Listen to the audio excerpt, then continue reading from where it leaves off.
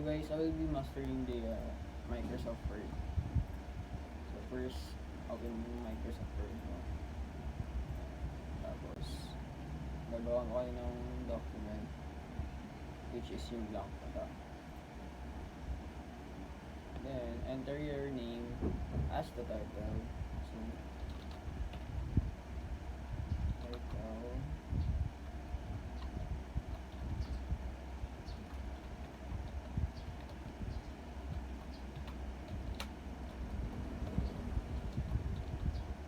Ayan. Tapos, pwede mo siyang i-bold, i-italic, and gusto mo may underline na word. So, to select all, press Ctrl A and Ctrl B kung gusto mo bold. Kung gusto mo na italic, Ctrl I. Gusto mo na mawala yung bold, Ctrl B ulit. Kung gusto mo na underline word, i-Ctrl U. Ayan. Ayan.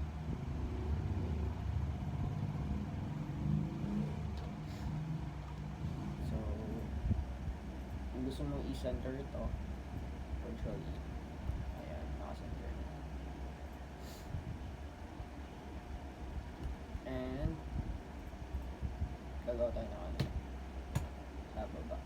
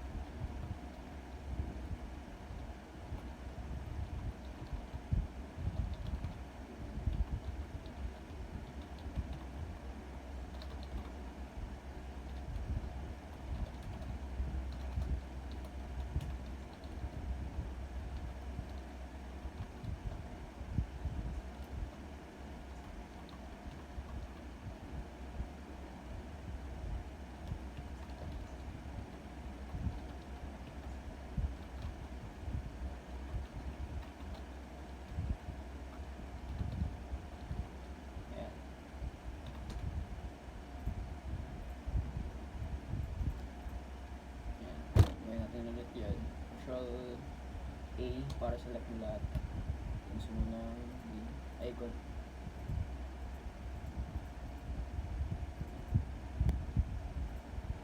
Ayan. So, to insert a picture, ito lang gagawin niyo. Insert, ito. Ayan. Pwede kayo pumili dito. Stock image pa or pictures. Para sa akin kasi this device ito, which is ito yung device na magkukuha ako ng picture.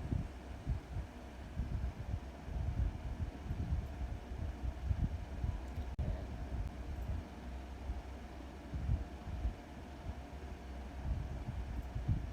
Kaya lang. Ayan.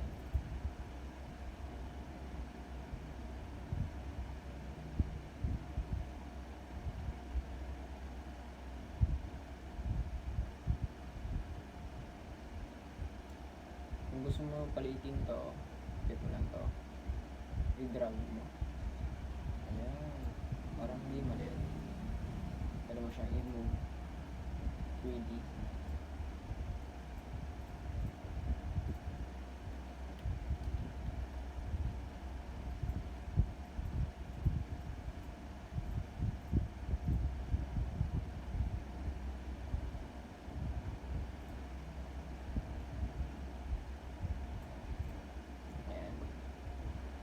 So, to add a bullet, eto, yung gagawin niya.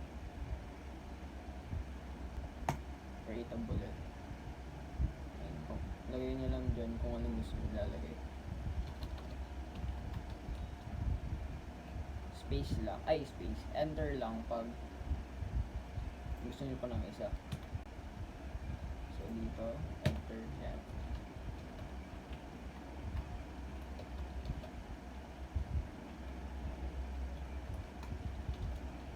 Ayan. Kung gusto niyo naman ng number list or numbering, eto, pipiliin niyo. Eto may number.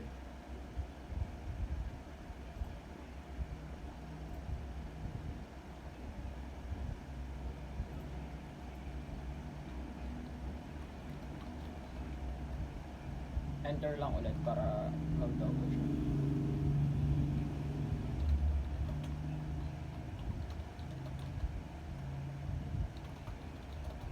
Ayan. Center natin to ulit. Control E. Ayan.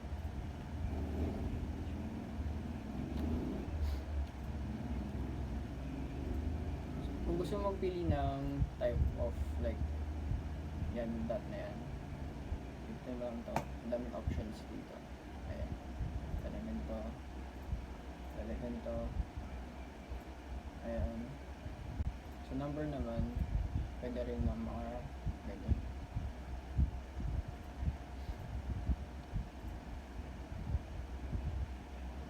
Kung gusto nyo palitan yung font nyo, ayan, i-drag lang natin to.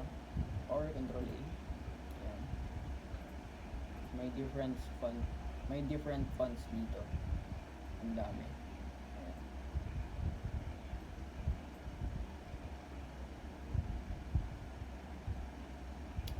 So, let's say, ito yung gusto ko.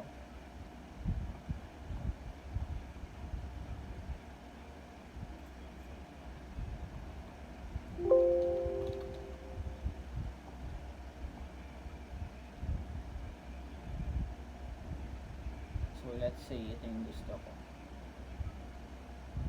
Ayan.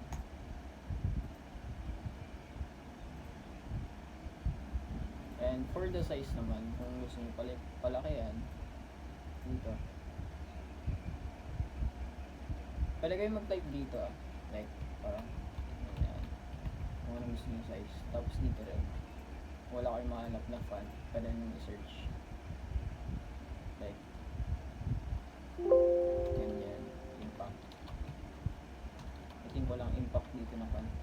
Ay, meron. Ito. Impact. Ayan. Kung gusto nyo may kulay, gawin nyo. Itong E na may red dito. Lagay ka ng kulay dyan. Ayan. Lagay yung pili ng kulay dito.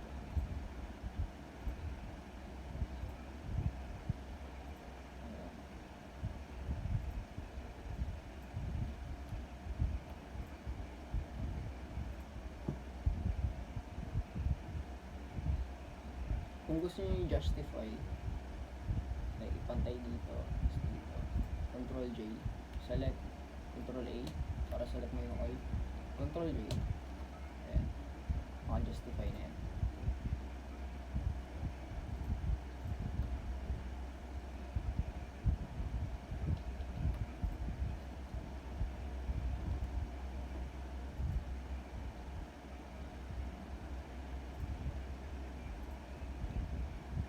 Kung gusto nyo mag-add ng shapes, go to insert ulit and then ito, shapes.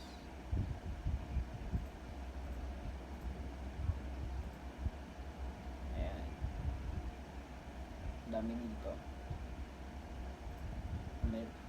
Meron ditong iba, like ganito, equation and symbol. Pwede rin mag-drawing like this.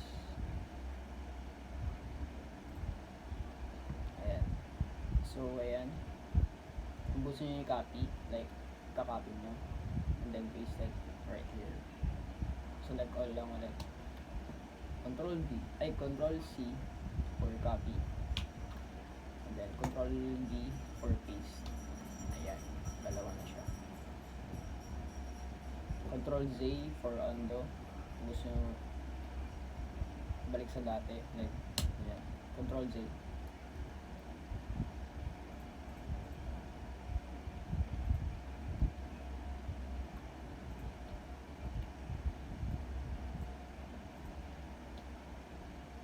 Tapos, kung gusto nyo ibalik naman sa dati, i-redo. Control Y. Control Y. Yan.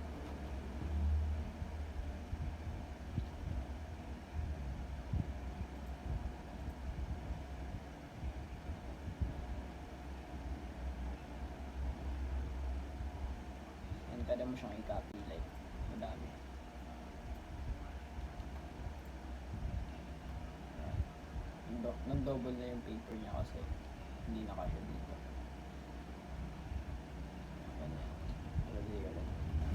So, to save this file naman, go here, file. And then, makikita mo dito, save or save as, print, .export. Or, kung gusto niyo shortcut, Ctrl S. Ayan, save as. Save natin. Save. This PC, kung saan nyo gustong i-paste, ay, i-save to, pili lang kayo dito. So, sa akin, this PC, and sa documents or what gusto nyo i-search, ayan, pindutin nyo yung browse, and kung saan nyo gusto i-paste. Sa akin, sa documents na lang. Pwede nyo siya i-rename dito kung ano gusto nyo. Like that.